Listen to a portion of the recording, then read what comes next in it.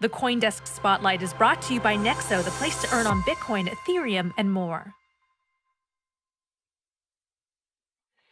Ukraine's Minister of Digital Transformation has called for an IT army last month, asking for digital talent to fight for Ukraine on the cyber front. Joining us now to discuss is Dyma Budorin, co-founder and CEO of Ukraine-based cybersecurity firm Hacken.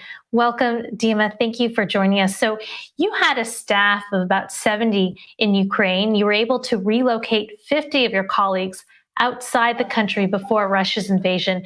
And at first, you only planned to be gone for about a month, but those plans have been extended. So just first off the bat, how are you doing? Good morning. My name is Dyma. I'm from Ukraine.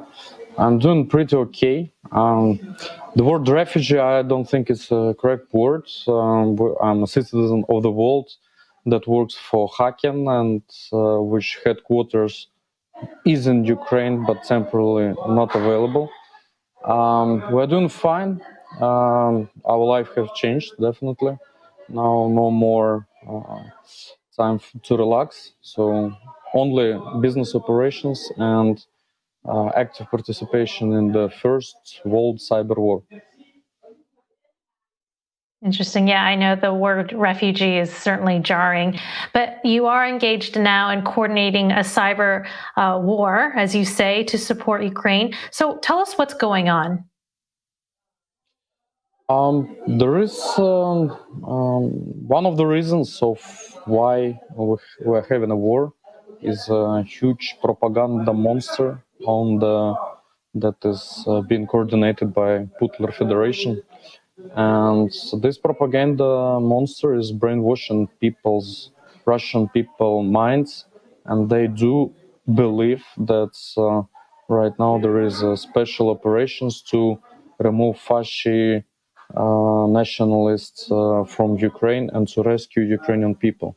And it's even 21st century, and we all have access to information, but unfortunately it's a reality in our neighbor on the north.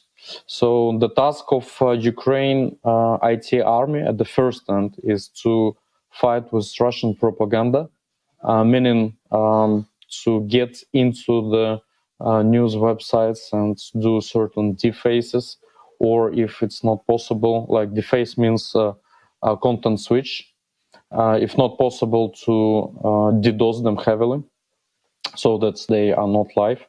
And the second direction of the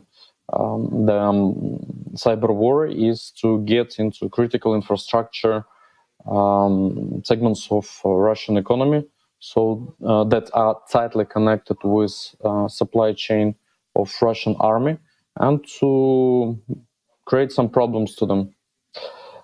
The third direction is to get the databases of Russian people and to make a message to them, a message of truth and a call to wake up.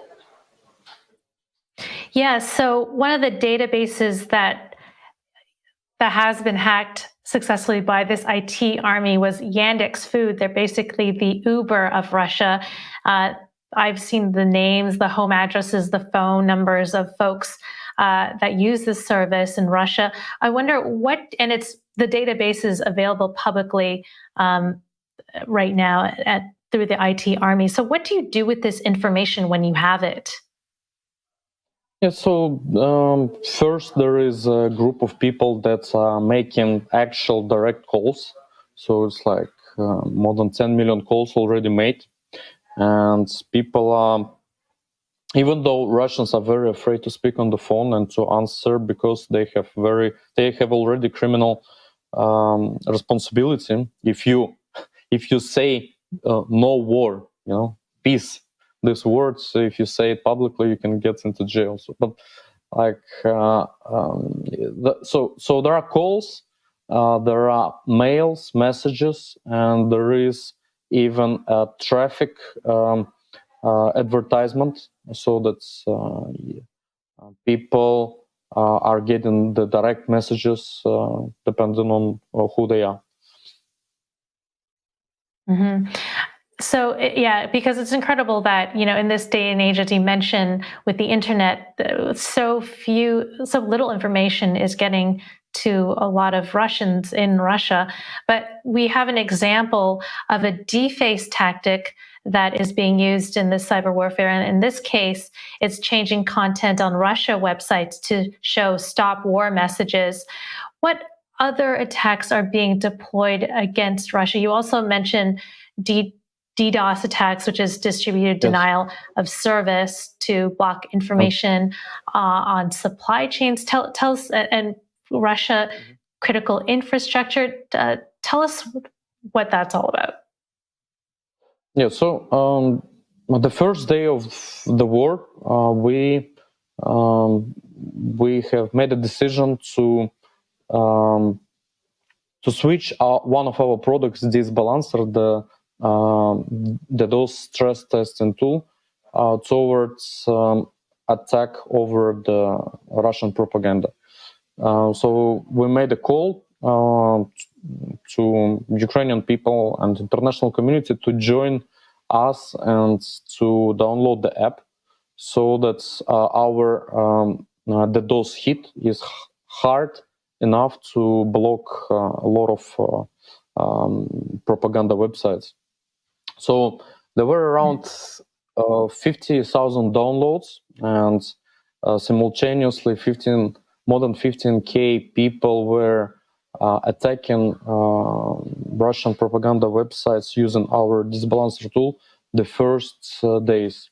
And so you can, in order to compare what kind of attack is that Russian internet was experiencing, the most comparable was the biggest attack ever counted over Microsoft last year. So it was 2 times bigger what we were doing with this balancer over Russian over Russian propaganda websites.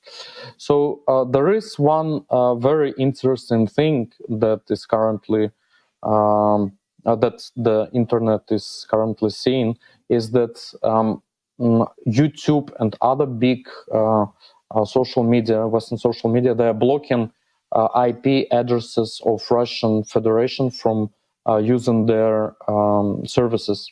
And from the other side, Russians are also blocking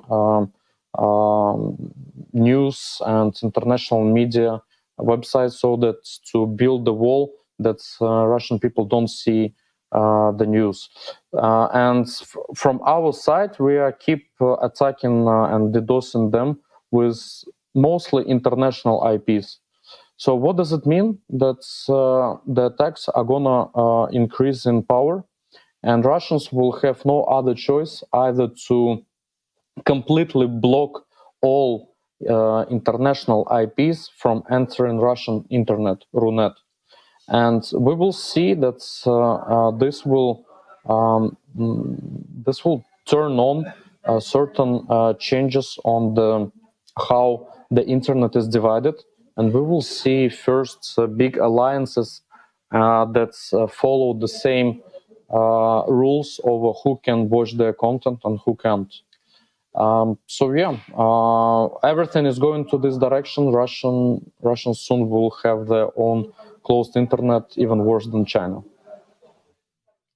Dyma, what can people do to help if they want to help in this sort of cyber warfare and help Ukrainians?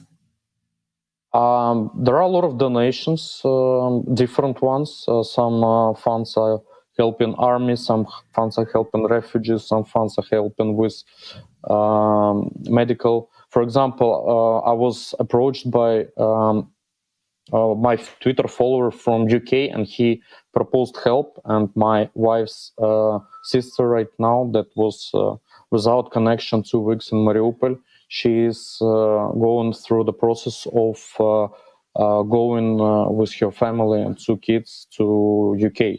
So yeah, this is an amazing example how people all over the world are helping us. But if you want to participate in first cyber war, yes, disbalancer.com. You will even get the medal after our victory.